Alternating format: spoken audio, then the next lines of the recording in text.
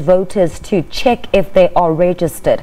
Mamabolo also gave an account on how some provinces have embarked on protests, therefore delayed registrations. Sadly, in a handful of isolated areas, a small number of voting stations around the country were unable to open on time or were forced to close shortly after opening due to a range of incidents.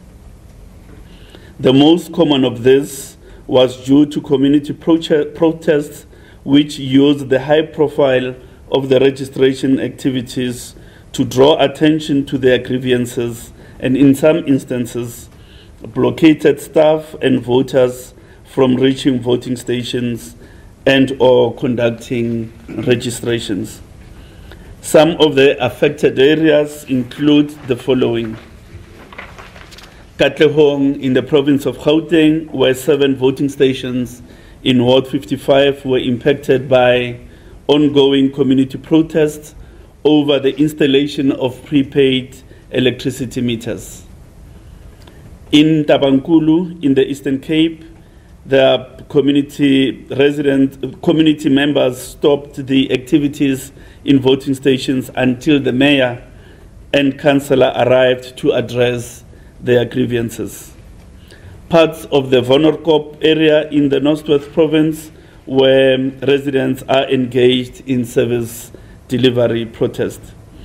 In Tongat, in the eThekwini Metropolitan Municipality, there are community protesters who are threatening landlords of venues used by the Electoral Commission, forcing staff to set up gazebos to continue the registration process.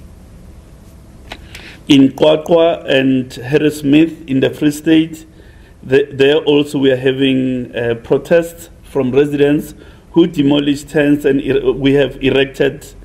who demolished tents where we had erected temporary voting stations, and one tent was burned there overnight.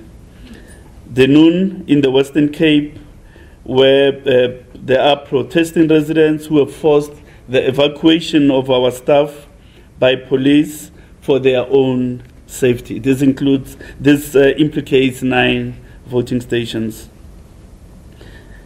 There was also one tent that was vandalized overnight at a temporary voting station in Leratum Park in the Kimberley area in the Sol Plaatje municipality.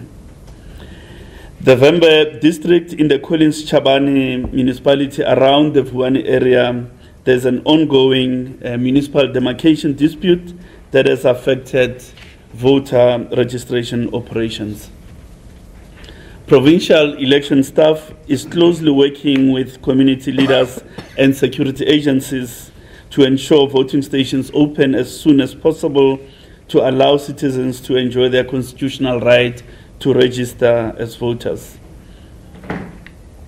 Other incidents reported during today's deployment included 2 accidents involving election personnel on their way to open voting stations.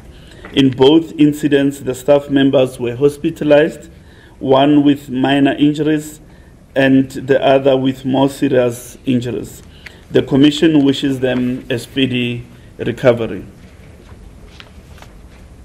In most of the country, the weather was reported to be conducive to high participation and turnout, with little rain reported and mostly cloudy and cool weather in the northern and eastern parts of the country.